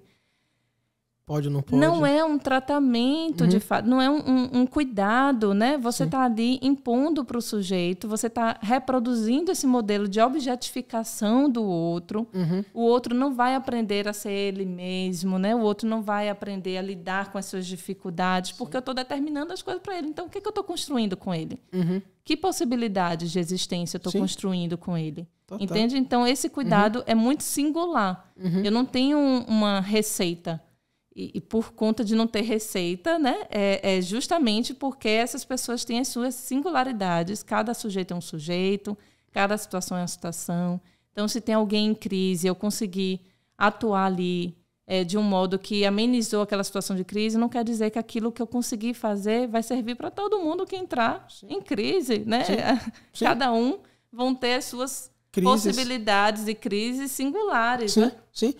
Você falou, por exemplo, o exemplo que você deu, o cara tá, na cabeça dele, ele tá vigiando a casa, ele precisa ficar gritando, porque é a forma dele de vigiar, e aí incomoda o vizinho não conseguiu dormir, esse cenário que você deu, e você fala que, o que a gente deve fazer é, explica para ele, explica para o vizinho, certo?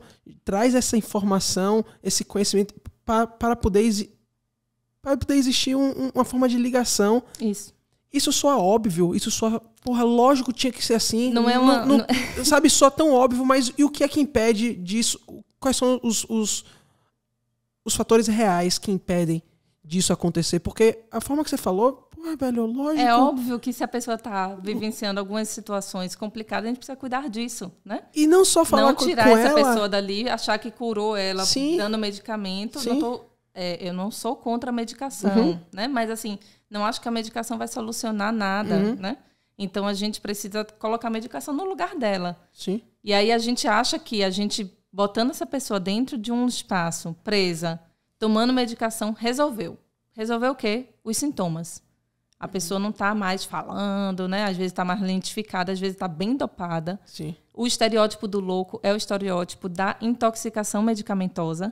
É aquele estereótipo da pessoa babando, lentificada, com o corpo nesse movimento. Isso é intoxicação de medicamento, não é a loucura, entende? Não, Então, a gente acha que resolveu porque tirou o problema. Aquela coisa do incômodo. Parou de lhe incomodar. Parou de incomodar. Tirou ali da sociedade, tirou... Só que é isso que eu estou falando, assim, como a gente nasceu nessa cultura ainda muito, com o modelo manicomial muito enraizado, a gente acha que é isso que tem de fato para essas pessoas, que essas pessoas precisam disso. Né? Então, às vezes, tem um pedido de internação, assim, interna essa pessoa porque ela é doida, né? Ela é doida e ela não sabe o que ela faz, e a gente começa a fantasiar o que ela pode fazer. Às vezes eu chego em situações de familiares assim, que ficam extremamente temerosos do que pode acontecer. Mas, quando a gente vai investigar o que já aconteceu, nada. Assim, fico com medo porque tem uma criança em casa, pode ser que aconteça alguma coisa, né, que ele abuse da criança. Já aconteceu alguma coisa nesse sentido? Não. Por que a gente acha que uma pessoa, só porque ela está num processo de adoecimento, né, de uma crise mesmo psíquica, psicossocial, por que a gente acha que ela pode fazer qualquer coisa, sendo que não foi isso que ela fez, ela não deixa de ser ela. Né? Se eu, enquanto Renata, sempre atuei de um modo, aí eu entro num processo de adoecimento por conta de diversas coisas que eu estou vivenciando, eu vou deixar de ser Renata? Eu vou simplesmente ser uma pessoa que vai fazer um monte de coisa que eu nunca fiz na vida?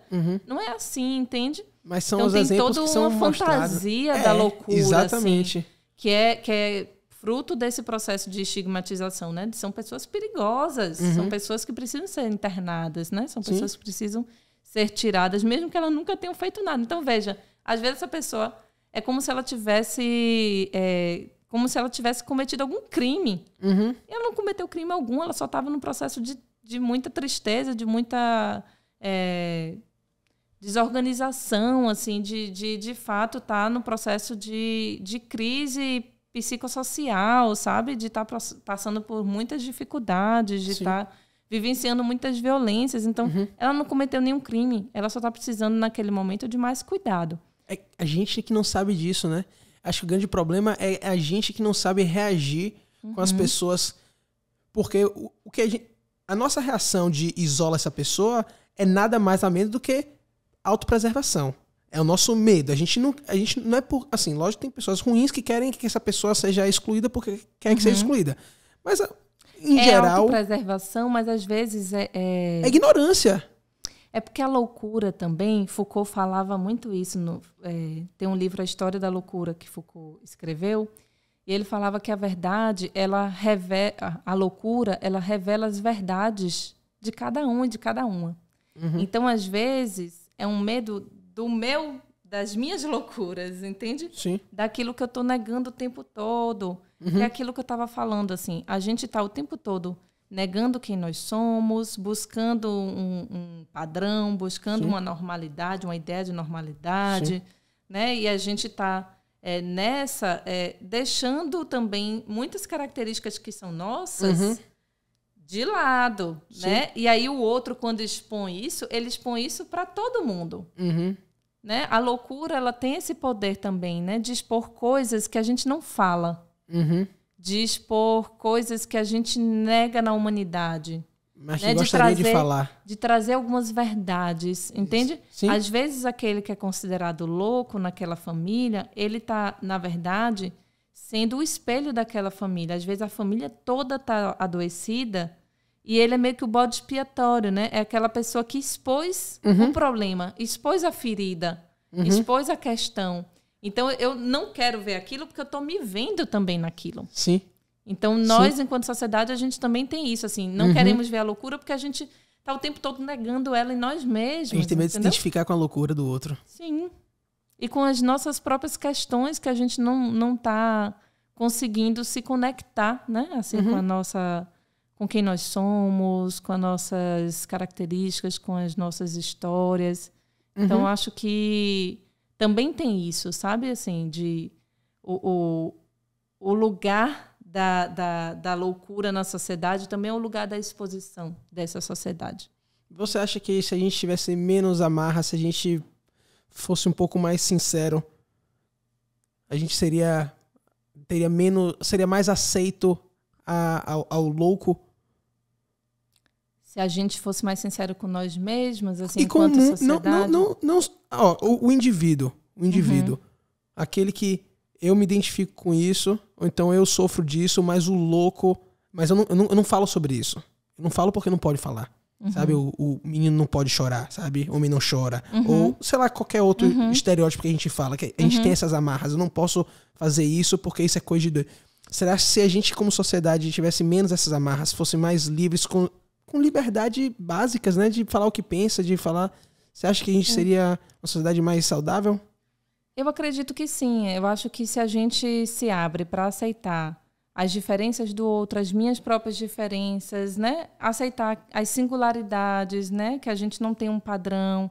Se a gente se abre para aceitar também que nós temos as nossas fragilidades e que a gente tem as nossas dores e isso cabe para todas as pessoas, não só para mim. Então, Henrique tem algumas características que às vezes são um pouco estranhas, né? Eu olho assim, vixe, Henrique é doido que nem eu, né? Sim. Então, assim, se a gente consegue compreender que cada um tem um lugar no mundo e que se a gente quer pra gente um respeito, né? Se a gente quer que o outro respeite quem eu sou, a gente precisa também fazer isso com as pessoas. Então, às vezes a gente está querendo respeito e desrespeitando. A gente está querendo direito e a gente está negando o direito das pessoas. Sim. Então, acho que é muito nesse sentido. Assim, se a gente pensa em acolher isso em mim, a gente precisa acolher isso em todas as existências. Né? Sim. Você acha o que da nossa... Em relação a isso, você acha que cada vez mais estamos caminhando para mais aceitação? Porque acho que éramos muito... Nossos avós eram muito reprimidos. Eu acho que cada vez mais a gente está se libertando. Você acha que isso gerou uma melhora, gerou uma piora em relação à nossa... As aceitações? As aceitações? Eu acho que a gente está conseguindo... a gente tem muitos movimentos assim, políticos, né? Seja do público LGBTQIA+, seja da população negra, seja das mulheres, Então, a gente tem muitos movimentos que têm conseguido, acho que tudo são conquistas políticas, assim, né?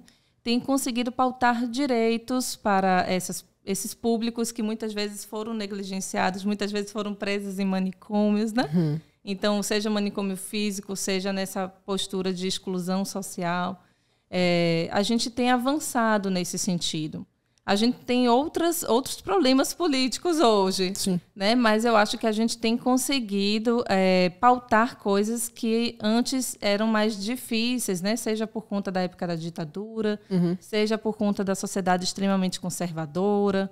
Então, acho que nesse sentido, sim. Nesse sentido, a gente tem conseguido acolher melhor as diferenças, mas a gente não pode negar que a gente ainda mata muitas pessoas que são trans, muitas mulheres trans, muitos homens trans. A gente ainda mata a própria guerra às drogas, né? Que é uma guerra contra a população preta e pobre. Então, a gente continua matando. Então, a luta ainda é muito grande. A gente tem muito ainda o que avançar. Sim, com certeza.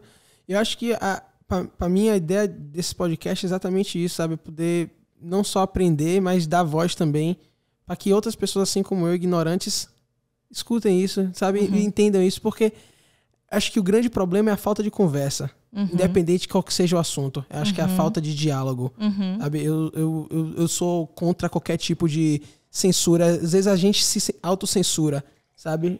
A gente como sociedade. Então, essas conversas são importantes. Falar de droga é importante, porque é algo da gente. É algo nosso, a sociedade, até onde a gente falar da existe. Loucura, falar de droga é falar da humanidade. O que é loucura? Primeiro, o que é loucura? Né? O que é loucura? Quem estabelece o que é loucura? O que é loucura em um contexto não é loucura em outro. Então, a loucura é uma construção social, né? É uma construção do ser humano.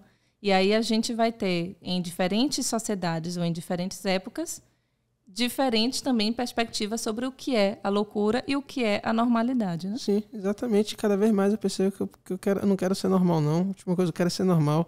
Ser louco é massa, não é? Exatamente. Pô, você poder falar o que... O louco às vezes fala o que quer, sabe? Às vezes esquece um pouco assim. Porra, ó, eu quero usar azul, eu quero usar rosa, eu quero usar... Independente se Renata vai gostar ou não, sabe? Que a gente tem muito isso do... Eu faço... por causa do outro, porque o outro tá me olhando, a gente tá sempre sendo vigiado por alguém, a gente sempre se sente vigiado. E o louco meio que perde. Às vezes o ser normal é não ser eu, né? Então essa é a complicação. O que é ser normal, sabe? O não ser eu, exatamente, é todo mundo padronizado, todo mundo uniformizado. Não pode ninguém ser diferente. Você não pode ser um pouco mais, com a voz um pouco mais estridente, você não pode ser um pouco mais gaiato, você não pode ser um pouco mais tímido. Todo mundo tem que ser o quê? No meio? O que é o meio? Sabe? Eu acho que essas perguntas são muito mais... E só até... Sei lá, pô, pra mim isso é tão óbvio, mas são coisas que a gente conversa pouco, as pessoas conversam pouco. Exato. Sabe? E por isso que pra mim isso aqui é massa, poder conversar sobre isso. Porque não existe um certo, não existe um errado, existe a minha opinião, existe a sua, e vamos enriquecer o assunto, vamos falar sobre o assunto, que é melhor do que dar luz à coisa, entendeu? Veja, isso aqui que existe, são esses pensamentos que existem. E tire sua própria conclusão, entendeu? Rezinha, muito obrigado, viu? Obrigado mesmo. Pig. Gente, velho. Pô, Saiu o Pig. Saiu? Não, você falou antes. Falei falou, no início? não Meu sei. Deus. Tem nada, rapaz. A gente. Brigadão, viu, Rezinha? Valeu Obrigada mesmo. a você. Muito bacana. Oh, muito bom. Valeu. Espero valeu, que galera. tenha ficado mais explicado as coisas. A ideia não é explicar, a ideia é conversar. A ideia é as pessoas ouvirem, sabe? O que você faz, uma coisa que é importante. A gente fala muito... precisa ser feito em relação aos usuários de drogas, sabe? Precisa feito o quê? Vocês só querem que seja resolvido, mas vamos entender como é que se resolve. Porque não é um botão, não é um local que você vai colocar. A resolução é árdua, precisa de trabalho, é necessário trabalho para que a gente possa fazer a coisa acontecer. Sei lá, sou até um pouco meio... Enfim. Obrigado, viu, Rê? Muito bom, muito obrigada. Valeu. Tchau, galera.